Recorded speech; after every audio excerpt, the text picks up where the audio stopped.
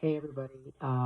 So I just wanted to share a few things about myself, and I would love to hear more about you as well. If you want to comment anything that you want to share about your background as well. Um, I was born in Canada, um, Quebec to be exact, but raised in British Columbia. And I'm mixed, as you can see. Um, my father has like a northern European background, and my mother, who sadly passed away a few years ago, um, was from Haiti. So um, I have a mulatto background, and I grew up mainly with my dad's side of the family. Um, so I didn't really get the opportunity to um, get to know my Haitian side as much as others might have. So I feel like I missed out a bit on that, but I still have, um, quite a rich background of growing up, with my mother in my life. So many memories. I miss her dearly, even though life was very difficult due to a very severe mental illness that she had. I miss her every day. Um, I often think to myself, if I could go through all the hard times, you know, 1,000 more times uh, that I went through with her and, other family members, I'd do it all over again and just to have her here. Um, there's literally nothing I wouldn't not want to go through to have her back in my life again. Um, Anyone who's lost a parent, maybe not everyone, but I think a lot of us can kind of agree on some level about that. Um, the reason I'm doing this uh, is, like so many of you, I'm sure, um, I have a story to tell. Um, I've had some real crazy things happen. I'm not that person that you asked, so how's everything going? And I would respond, oh, no news is good news. Nothing really much to say. Very rarely in my life did I have that kind of a comeback. There was always something crazy going on in my life, and I don't know. I don't like a lot of attention. Even though I'm doing this YouTube video, I am 50 years old, so this is not my first time doing one. Maybe my fifth video ever in my life, but I think it's time that I start fighting back and sharing sharing what I've been through because not everybody wants to hear. Not everybody wants to listen. Um, Especially when it's too close to home. It's too hard for people who are too close to the problem to listen, and you become like a problem, like the black sheep, because you're talking about things that aren't supposed to be talked about. And, you're forced to keep it inside. And it becomes like a poison inside your soul. And I know I need to go back into therapy again. That is for sure. But in the meantime, I'd like to not necessarily air my dirty laundry and not throw people under the bus either, because a lot of the pain and suffering I've been through are from those that I love the most, and I would never want to bring embarrassment or shame to anyone that I love, or just in general. I'm not here to expose people. But I just want to share my experiences because I just think it's my right to do it after all that I've been put through. And if I can make a difference for you or for someone, and I can, be a part of helping someone take a second look or, have another perspective on something that could change their life or could help them take a step in a better direction, I would love to be a part of that. Because things didn't have to be this hard. Things didn't have to go this way. I never thought in a trillion years that my life would have ended up where it did, literally on planet Mars. Um, I I grew up the way a lot of you guys did. Not everyone, but a lot. Um, by the way, there's a lot of craziness going on behind me. My daughter and I just moved into our first place after being homeless for 4 months. Just a quick update on who I am, like in terms of what's going on immediately in my life. Um, I have a condition called lymphedema. You may or may not have heard about it. I'll be talking about it a lot because it kind of stole the show over the last year and a half. Though I suspect and believe it was brewing in my body for multiple years before. But my life has just basically been turned upside down because of it. Thankfully, I feel like I'm getting better, at least better enough that I can start working again after not having been able to work for almost a year now. And as a result, we ended up homeless. Um, and I'll share more about that. So, you can stay in tune with me if you're interested. Um, but yeah, I'm 50 years old.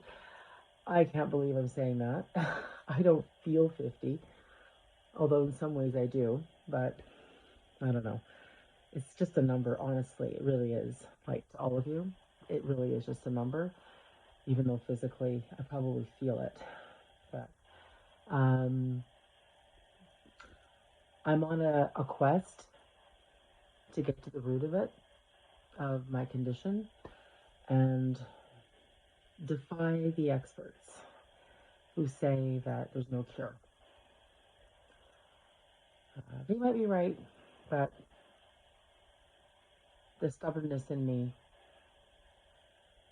believes that there's definitely a better answer than that. So I'm going to begin that journey. But to do it, I need to have more money.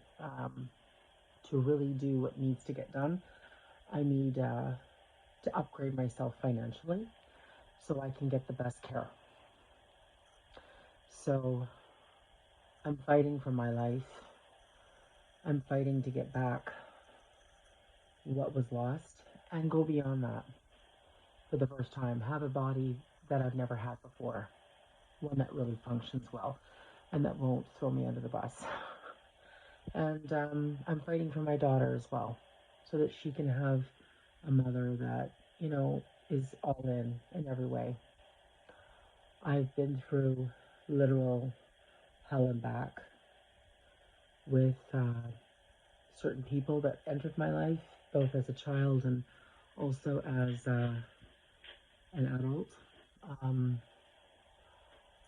I know the word narcissist more than anybody would want to know it. It has destroyed my life. I've experienced making horrible mistakes. I don't want to just sit here and say, I'm a victim, I'm a victim, I'm a victim.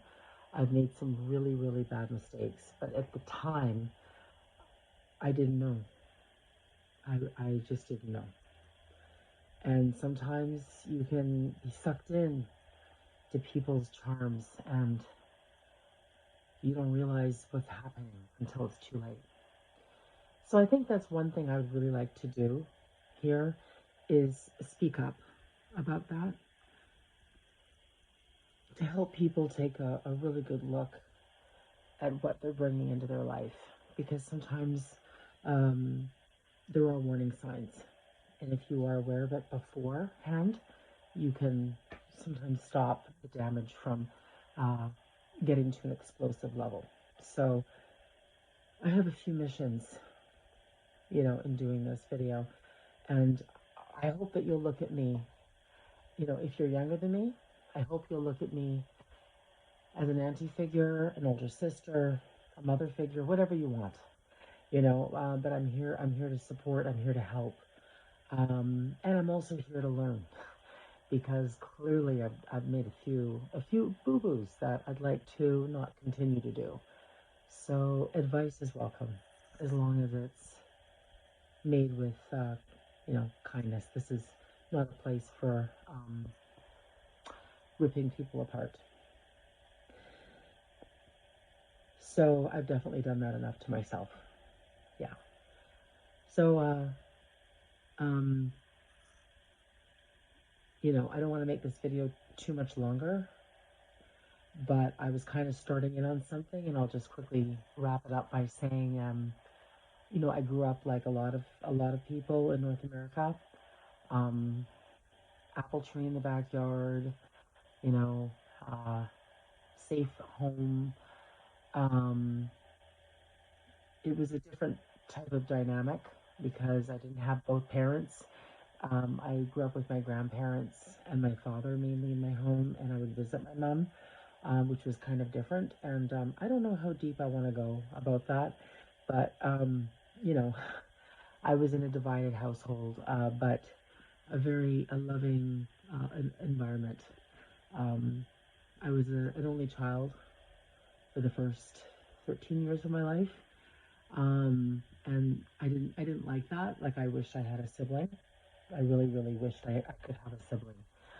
But I had tons of cousins, and they are probably better than siblings because it was just like nonstop fun, you know. Although sometimes we can be like siblings too. But yeah, like they were the best of my childhood. My aunts, my uncles, my grandparents, my relationships, my relationship with my parents, the good times. It was the best of my childhood until something, very unpleasant came my way, after the first 11 years of my life.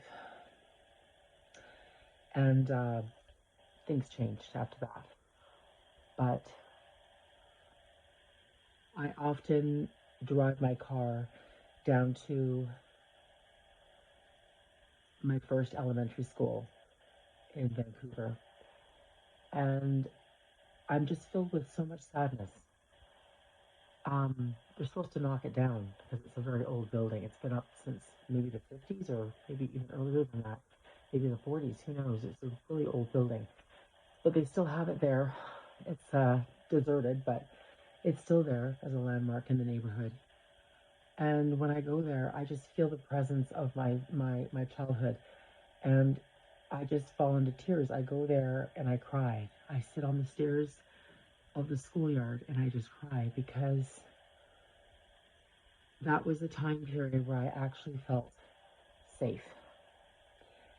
There was drama going on, in my life due to my parents being separated or divorced, and my mother was not a mentally well woman, even though, she loved me fiercely. She was not mentally well.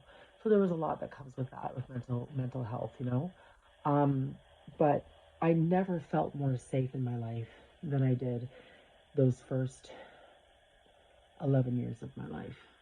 Despite some hard times, it was the safest time ever. And I drive by the old house where I grew up as a little girl, and I just want to camp out there. That was where my grandparents lived, and my dad and I lived with them, and it was just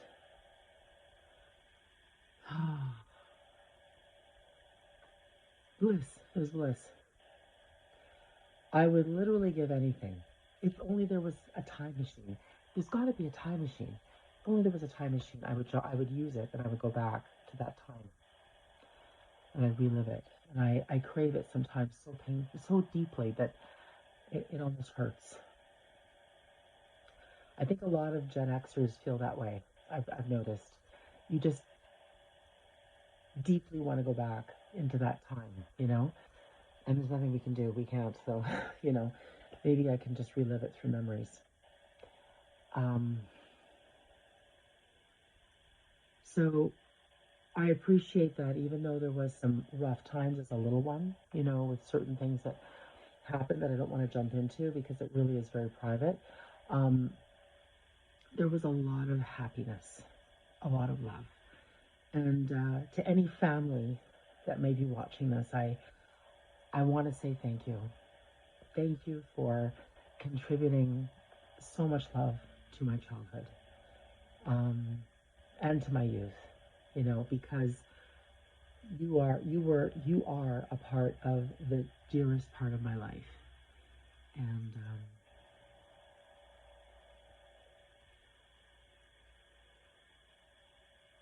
I deeply, deeply love and miss that time deeply. It hurts so much. So thanks for listening. And I'll share more in my next video. If you haven't already done so, please like and subscribe. Your support means a lot to me. Thank you.